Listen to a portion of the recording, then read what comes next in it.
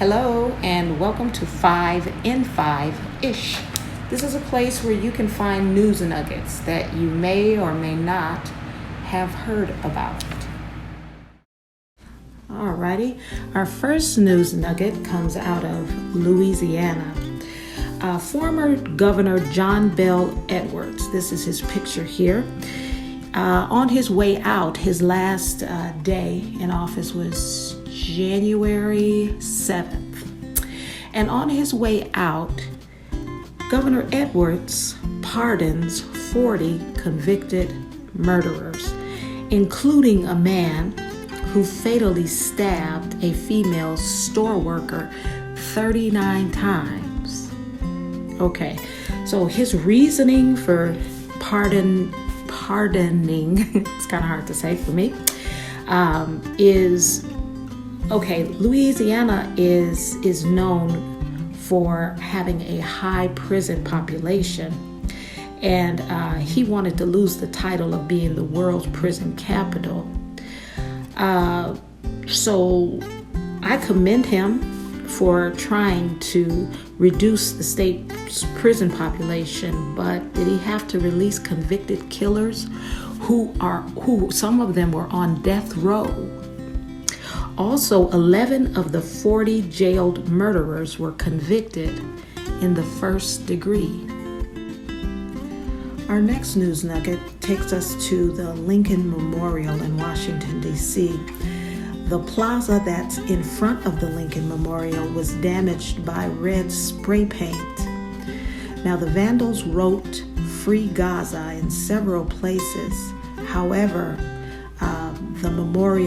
the Lincoln Memorial itself wasn't damaged, thank goodness. I'd also like to add that a few weeks earlier, the White House entrance was smeared with red paint as well.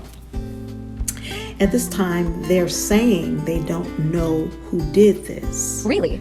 And that brings up a lot of questions for me. Well, mainly one, why don't you know who did this?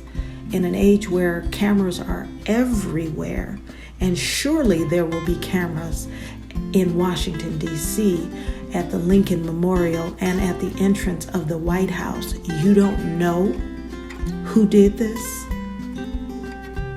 Well, there's a video in descriptions. Check it out. Okay, our next nugget is about an Argentina town's only bridge that's destroyed by a mud wave. Now, the flood's cause is unsure, but the city picked up more than 4 inches of rain in a little over 24 hours. That's a lot of water. Now, what's so significant about the washing away of this bridge is that it's the only way for this town of 600 villagers to leave. Can you imagine just one way out of town? Now, we have 1,000 ways to get out of our cities and town, but this was their only way. And not only does it cut them off from going out of town, but they're connected, being a small village, to other villages, and now they're kind of cut off. So I thought it was interesting, and why don't you offer up a prayer for this particular group of people?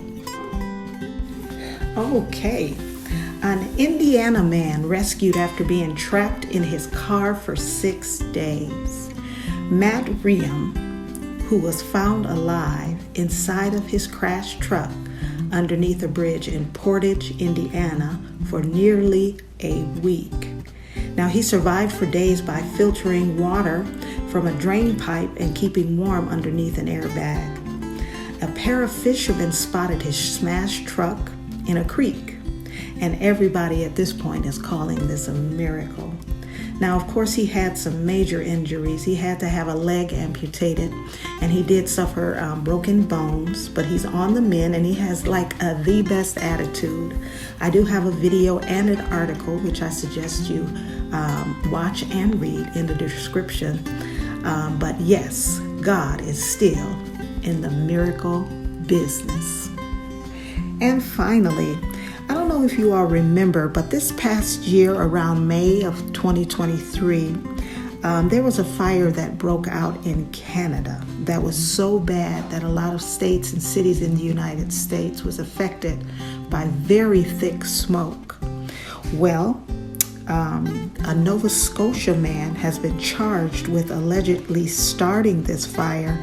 I don't know if you know this, but that fire lasted over 2 months, causing so many people to be displaced.